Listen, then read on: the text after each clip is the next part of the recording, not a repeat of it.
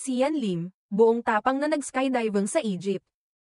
Ibinahagi ng aktor, direktor, at piloto na si Sian Lim ang isa sa pinakamatinding karanasan sa kanyang buhay matapos subukan ang adrenaline-pumping na aktibidad na skydiving sa isa sa mga pinaka-iconic na lugar sa mundo, ang Egypt.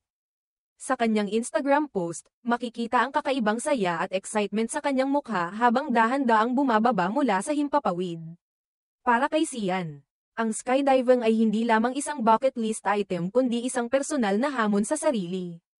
Isa raw ito sa mga pangarap niyang maranasan kahit na may kaakibat itong takot at kaba.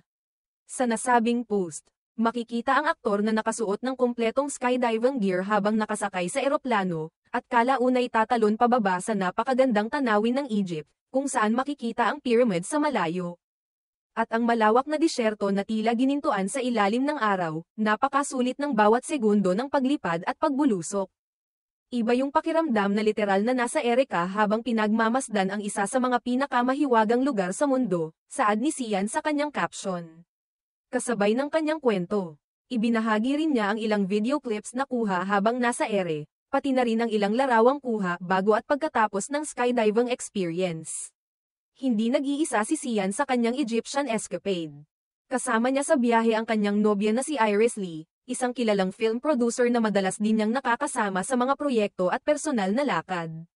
Sa ilang Instagram stories at posts ni Iris, makikita rin ang ilang bonding moments nila sa disyerto, pati na rin ang mga litrato sa harap ng pyramids, tanda ng kanilang paglalakbay na hindi lang puno ng adventure, kundi punong-puno rin ng pagmamahalan. Bagamat kilala si Sian bilang isang adventurous na tao, isa na nga siyang lisensyadong piloto at mahilig sa motorsiklo at sports, ibang level raw talaga ang thrill ng skydiving. May halong kaba, saya, at takot pero sa dulo, pure bliss ang mararamdaman mo, dagdag pa ng aktor sa isang IG comment sa kanyang followers na nagtatanong kung ano ang pakiramdam ng tumalon mula sa ere.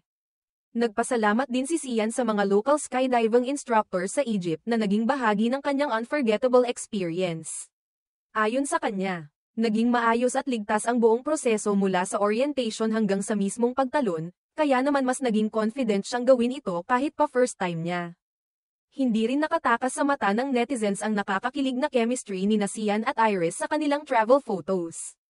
Marami ang nagsabi na bagay ang dalawa at mukhang masaya sa piling ng isa't isa. May mga nagsabing, travel goals, ang couple habang ang ilan na may napahanga sa tapang ni Sian sa pagsubok ng ganitong klaseng extreme sport. Sa dulo ng kanyang post, hinikayat ni Sian ang kanyang mga tagahanga na huwag matakot subukan ang mga bagong bagay. Laging may takot sa simula, pero doon din natin madalas makikita ang tunay na saya. Don't be afraid to fly, literally and figuratively, paalala niya.